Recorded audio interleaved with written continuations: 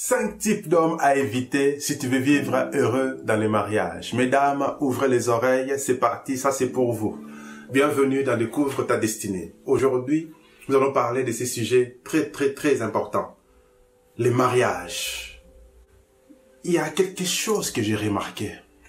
Mesdames, mesdemoiselles, vous savez, beaucoup de femmes sont attentistes face à leur destinée. Elles ne veulent pas s'engager parce qu'elles attendent les mariages. Je ne sais pas qu'est-ce qui se passe.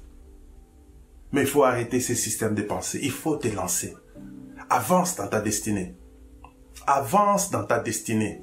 Ne reste pas là croiser les bras. C'est pas les mariages qui est le but de ta vie. Tu n'es pas né pour les mariages. Mais les mariages, Dieu l'a créé pour toi. Ça veut dire que quand tu vas avancer dans ta destinée, à un moment donné, Dieu va dire, il n'est pas bon que tu restes seul. Dieu te connecte à la bonne personne. Mais comment Dieu va te connecter si tu restes assise en train d'attendre un mariage? N'attends pas les mariages. Entre dans ta destinée. Déploie tes ailes. Fais ce pourquoi tu existes. Accomplis le plan merveilleux que Dieu a pour toi. Et les mariages viendront à ta rencontre. Laissez-moi vous donner un exemple. Regardez Simeon. Comment est-ce qu'elle s'est mariée avec les prophètes JFT? Vous croyez qu'elle était assise chez elle en train d'attendre un mariage? C'est pendant qu'elle était en train de se déployer. Elle se déploie, mission à gauche, à droite, mission à Kinshasa, et puis boum, connexion avec les prophètes JFT. Elle vient de se marier. Dieu soit béni. C'est pour ça qu'il faut arrêter ce système de pensée qui consiste à attendre les mariages. N'attends pas les mariages. Les mariages viendront à ta poursuite. Tant que tu poursuis ta destinée, les mariages viendront à ta poursuite. Et pendant que tu poursuis ta destinée, il y a les types d'hommes à éviter. 5 types d'hommes à éviter si tu veux vivre heureux dans ton mariage. Premier type d'homme, ce sont des hommes insensés, des Nabal. Regardez dans la Bible, lorsqu'on parle de Nabal, c'était un méchant, un homme insensé qui avait de la folie. Ça veut dire qu'il ne savait pas reconnaître la main de Dieu dans sa vie. Il ne savait pas reconnaître l'aide semblable que Dieu lui a donnée. Il ne savait pas reconnaître la protection de Dieu dans sa vie. Il ne savait pas reconnaître les serviteurs de Dieu qui venaient à sa rencontre parce qu'il avait la folie. Un homme qui a la folie ne t'amènera nulle part, madame.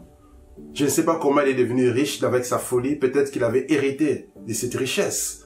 Mais c'était un fou, ce Nabal. C'est pour ça que Dieu te préserve de la folie. Fais attention, ne te mets pas avec un fou. Il y a des signes qui ne trompent pas. Pendant que vous cheminez, pendant que un homme vient à ta rencontre, observe-le. Dans son milieu familier, comment il se comporte. Deuxième type d'homme à éviter. Ce sont des hommes méchants, violents, qui tapent, qui donnent des coups de boxe à leurs femmes, qui tapent jusqu'à faire saigner. Et il y en a plein, qui tuent même leurs propres femmes. Il y a la chanteuse des gospels du Nigeria qui vient de décéder. Son mari l'a boxé, l'a tué, il paraît. Un homme méchant, violent. Faut éviter ce type d'homme qui lève la main. Vous n'êtes pas encore marié, il t'a déjà tapé. Et toi, tu te laisses aller. Non, arrête cette histoire. Il va te tuer un jour. Des hommes violents, il faut arrêter avec ça. Des Mike Tyson. S'il veut faire de la boxe, qu'il aille dans les rings de MMA. Qu'on voit ici, il va oser faire quelque chose là-bas. Évite ces hommes méchants et violents. Troisième type d'homme à éviter, ce sont des pervers narcissiques. Il y a des pervers narcissiques qui ne sont pas forcément violents physiquement, mais plutôt verbalement. Ils sont des manipulateurs, des comploteurs.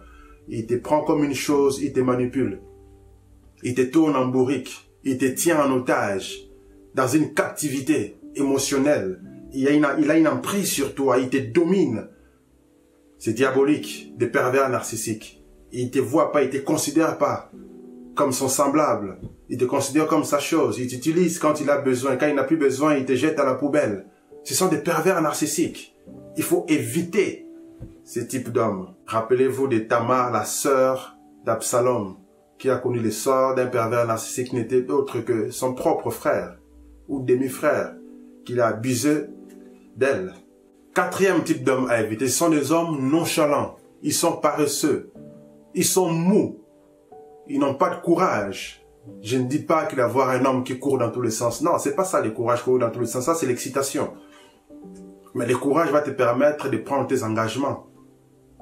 Tu es un homme, tu dois trouver un travail. Il te faut du courage pour aller postuler, frapper à la porte, faire des interviews. Il te faut du courage pour avancer dans la vie, faire des démarches, toutes sortes de choses. Ça demande du courage, un minimum. Mais un minimum de courage. Quand il n'a pas ça, ça ne va pas. Comment est-ce qu'il va te défendre? Comment est-ce qu'il va prendre soin de toi? Comment est-ce qu'il va se déployer? Il faut un minimum de courage parce que l'homme est un protecteur, un pourvoyeur. S'il n'a pas le minimum de courage, ça n'ira pas, madame. Il ne faut pas forcer les choses. Il ne faut pas dire que je vais prendre soin de lui. Non, ce n'est pas le plan de Dieu que toi, madame, prennes soin de l'homme là. C'est un gigolo, c'est pas un homme.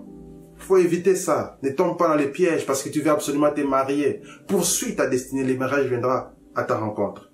5e type d'homme à éviter. Ah, ça, je les déteste. Ce sont des impudiques, des adultères, des trompeurs, des manipulateurs. Il faut éviter. Ils te trompent déjà dans les fiançailles. Tu veux quoi encore? Oh, il va changer. Je vais le changer. Je vais prier. Non. Prie pour le salut des âmes. Laisse-les tranquilles. Laisse. Un impudique qui trompe à gauche, à droite. Il y a des histoires. Non. Il faut examiner. Ouvre les yeux. C'est pour ça que les sages nous disent ne tombe pas amoureux avant le temps. Ne réveille pas l'amour avant que l'amour ne s'éveille. Ça veut dire que pendant le cheminement, ne tombe pas amoureux. Reste tranquille, observe, ouvre les yeux. Ne te laisse pas avoir dans les pièges, ne tombe pas dans les pièges. Ne consomme pas les fruits avant le temps. Reste calme. S'il te veut, il n'a qu'à aller jusqu'au mariage. Le temps de fiançailles, c'est le temps d'observation. Si tu tombes amoureux, l'amour rend aveugle, tu ne verras plus rien, malheureusement. Tu vas juste ouvrir les yeux pendant le mariage. C'est trop tard, tu es déjà marié. Tu veux quoi encore? Alors, que ceci puisse éveiller la conscience et que tu puisses faire les bons choix pour ta destinée. Je te souhaite le meilleur pour ton mariage qui arrive, parce que c'est la saison du mariage. On a connu le confinement, maintenant c'est le déconfinement, qui veut dire c'est la saison des rencontres. Alors que Dieu éveille tes sens pour que tu reconnaisses les résolus de ton cœur. Et à très bientôt. Reste connecté. À la prochaine. Ciao.